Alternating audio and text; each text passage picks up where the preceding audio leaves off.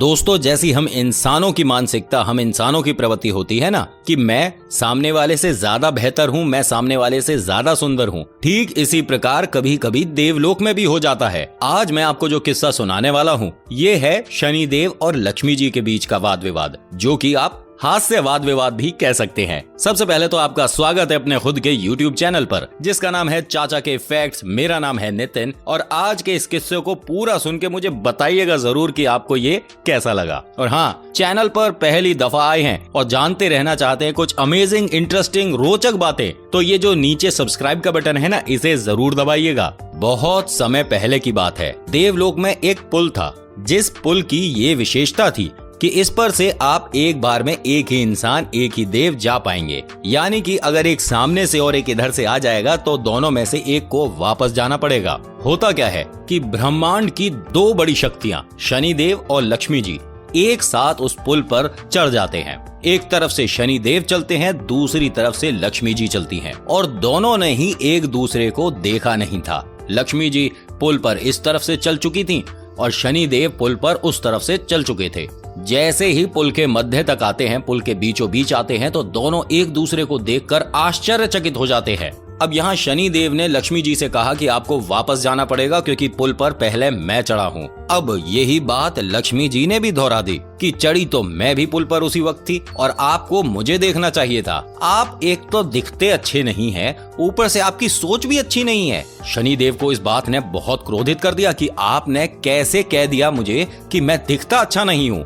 पूरे ब्रह्मांड में बताइए अगर मुझसे कोई सुंदर हो तो। यहाँ लक्ष्मी जी ने फिर से मजाक उड़ाते हुए बोला कि आपको ब्रह्मांड में ढूंढने की जरूरत नहीं, आप तो यहाँ अपने आसपास भी सबसे बदसूरत हैं। शनिदेव का क्रोध यहाँ बढ़ता चला जा रहा है। बस इसी समस्या में घी डालने पहुंच गए नारद मुनि। नारद जी ने दोनों के गुस्से को देखकर भांप लिया था कि कुछ ऐसा हो सकता है जो कि बहुत अप्रिय होगा पूरे संसार के लिए।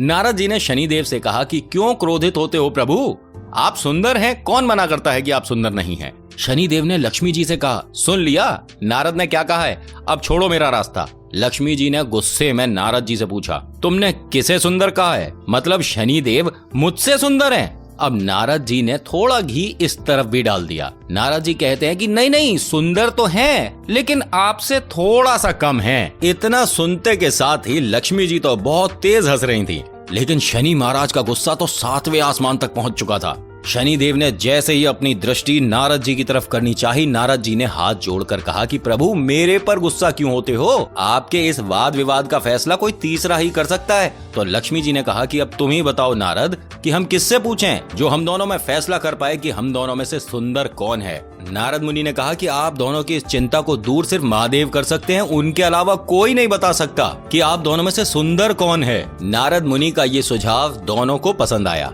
और शनिदेव और लक्ष्मी जी सीधा पहुंचे कैलाश पर्वत। वहां महादेव के सामने जब दोनों क्रोधित पहुंचे तो महादेव ने कहा, पहले तो अपने गुस्से को शांत करो और मुझे बताओ क्या वाद विवाद हुआ है, किस बात को लेकर दोनों चिंतित हो। शनिदेव ने कहा कि महादेव मैं आपको कैसा लगता हूँ? तो भोलेनाथ ने कहा, अच्छे लगते हो, सुंदर हो, शक्तिशाली हो, बुद्धिमान हो। फिर लक्ष्मी जी ने कहा, क्या मैं बलशाली नहीं हूँ? महादेव ने हाथ जोड़कर कहा कि देवी आप भी बलशाली हैं, आप भी सुंदर हैं, आप भी अत्यंत बुद्धिमान हैं। फिर शनिदेव ने हाथ जोड़कर महादेव से कहा कि प्रभु बस इसी बात का फैसला कर दीजिए कि हम दोनों में से सुंदर कौन है। अब महादेव चिंता में आ गए।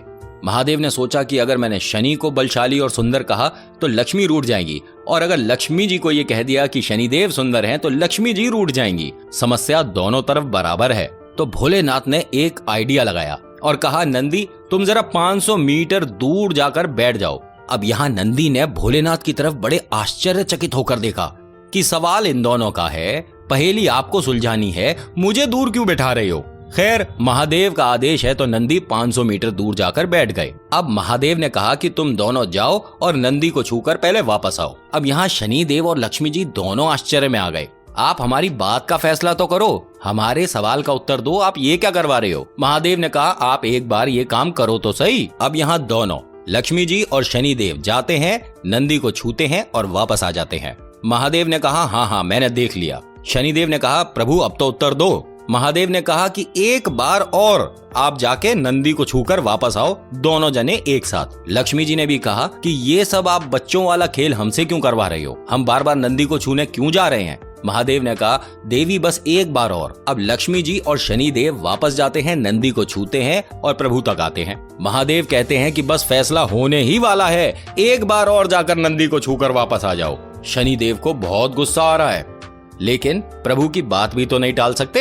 अब यहाँ एक बार और शनिदेव और लक्ष्मी जी जाते हैं, नंदी को छूते हैं और वापस प्रभु तक आते हैं। आते ही शनिदेव कहते हैं कि प्रभु आपसे एक विनती है कि मुझे अब दोबारा मत बोलिएगा कि जाओ और नंदी को छू कर आओ, क्योंकि मुझे अब फैसला जानना है कि हम दोनों में से सुंदर कौन है। लक्ष्मी जी ने भी कहा, प्रभु इस बार तो मैं भी शनिदेव की बात से सहमत हूँ, हमें अभी के अभी उत्तर दीजिए। अब महादेव का उत्तर सुनिए।